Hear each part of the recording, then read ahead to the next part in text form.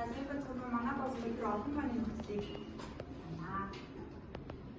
Буюу нөгөөдийг сүүлийн болон гიშгэр төсөө үгэнд бол ишин цогцолсон баримтлаад бол шууд агуулж бичнэ. За жишээлх юм бол сонинууд тэгээд гишгнүүд.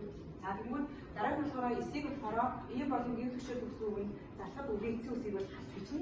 За тэгээд эрдмийн үгэн дээр болохоор эрдэнэс олон тэгээд хүмүүс гэдэг үгэн дээр хүмүүс болно.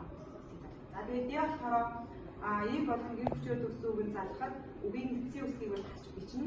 За тэгээд тамирчид бүд болно. За нарыг болохоор хүний олон хэлтэй нэр үгэнд бол авах бичнэ. За тэгээд өвчнөр дарамнаар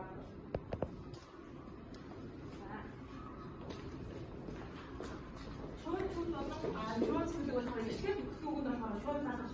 Гин гიშгэр төсөө үгэнд болохоор үгийнх нь эцэг үсгийг хасаад бичнэ. Жишээлбэл эрэгтэйчүүд, залуучууд, багчууд, төсвүүчүүд хэлжлээ. За одоо энэ хичээлээ батлахад бүгдээрээ гахуул дээр тоглоно аваагараас очих бүгдээрээ. Аваагаар очих байна. Тэгээд өөр хэсгийг ширхэлсэн шүү. Үүсэн баг. Аваагараас очих.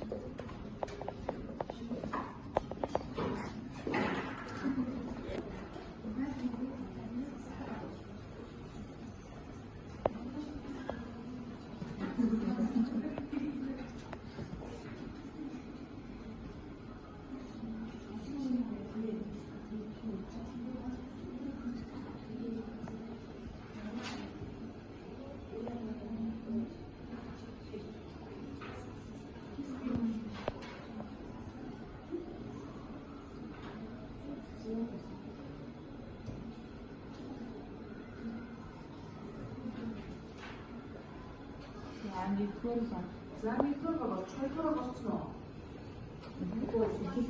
Өөр хэлсэн байна. За. Усбар нь хоёр хоёр үзэж юм уу? Хоёр багш байна.